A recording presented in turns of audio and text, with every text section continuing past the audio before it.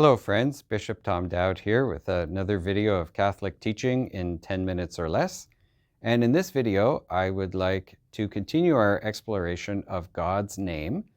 The title I've given to this video is God's Name and Superman.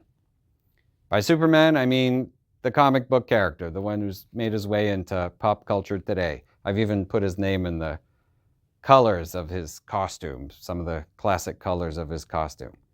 What does Superman have to do with God's name? Well, keep watching. It'll pop up. The name that I would like to explore with you today, it's another one of the names for God that is found in the Bible, is the name Elohim. This is a Hebrew word. Now, I've put a bar through a couple of the syllables. That's because sometimes just the two letters El are used. It's a kind of contraction of the full name Elohim. I suppose you could say Elohim is an expansion of the name El, but the point is that these are related. They're referring to the same concept. Where does this arise? Well, in a previous video, I explained that at one point the prophet Moses has a discussion with God, and he asks God, "What is your name? You know, if you're sending me to these people, they're going to ask me, who has sent you? What name do I give them?" And so God reveals the name, I am who I am. So you will tell them, I am sent me to you. Now, this is obviously a whole phrase, right? It's a revelation of part of God's nature. God's names are never just labels. There's something about them consistent with God's nature, certainly never inconsistent. So that is the first time in the Bible where somebody asks God, "What's your name?" gets an answer, there you go. But a little bit later, in that same book of the Bible, the book of Exodus, there's another interesting detail that is revealed. God spoke to Moses, "I appeared to Abraham, Isaac, and Jacob as God Almighty." That's this reference here, Exodus chapter 6, verse 3. God Almighty is therefore another name. Abraham, Isaac, and Jacob were the ancestors of the Hebrew people, the ancestors of the Israelites. Abraham, Isaac, and Jacob had a relationship with God, and so they had a way to refer to God. And so that passage is saying that to them, God revealed himself under the title El Shaddai, God Almighty.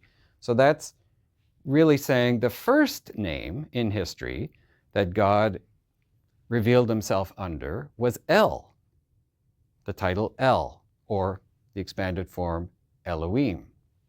And so El is a very ancient way of referring to God, so much so that it actually gets used a lot in the Hebrew culture, and it pops up all over the place, particularly in other people's names. It gets added to other people's names. Names have meaning. And so whenever you see the El, it's a sign that the meaning of the name has something to do with God.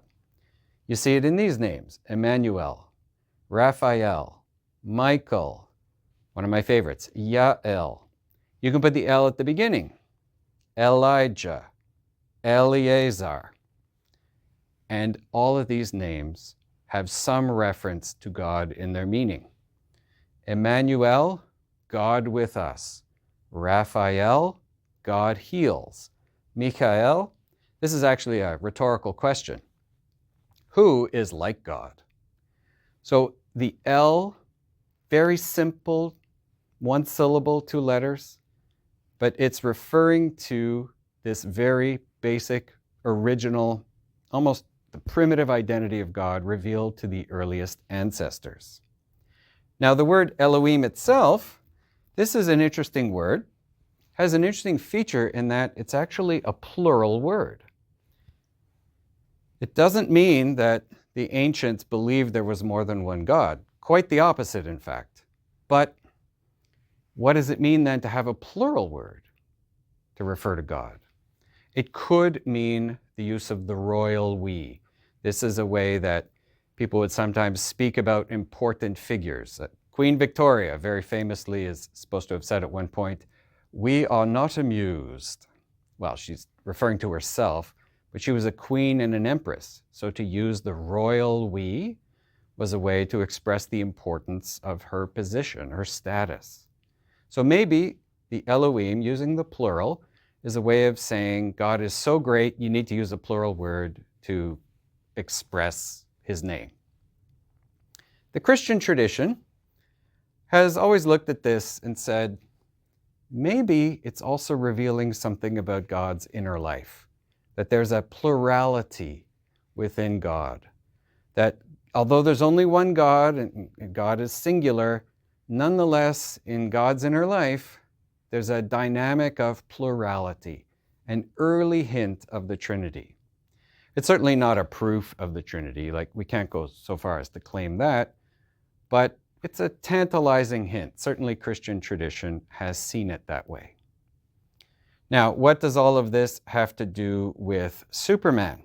Well, if you know the Superman story, Superman, his earthly name is Clark Kent, but he's originally from another planet. He was sent to Earth as a baby. And his parents from the home planet of Krypton, of course, they gave him a name from their culture, and his name was Kal-El. You notice the L. This is not a coincidence. The creators of the Superman character knew the biblical tradition. If you consider Superman, powerful being, coming from the sky, landing to earth, acting for the good of others, there's a kind of heroic biblical imagery there, even pseudo-divine, you know? And so the idea was, we're going to give a character whose name that is going to evoke this biblical tradition of having a reference to God in the name. And if you know anything about the character, the lore beyond that, his father was named Jor-El, his uncle was named Zor-El. I know I'm a big nerd, I know about Superman's family tree, but the point is, this was not an accident. Pop culture, for the most famous superhero, the first one in the appearance of the whole superhero genre, had a reference to God in his name, just like we find in the Bible. So that's why it's God's name in Superman. It's not just pop culture, though. This use of El appears in other cultures. Elohim, El, so I'll put it again, El or Elohim, is from the Hebrew language. It's a Hebrew word, but there are other related languages.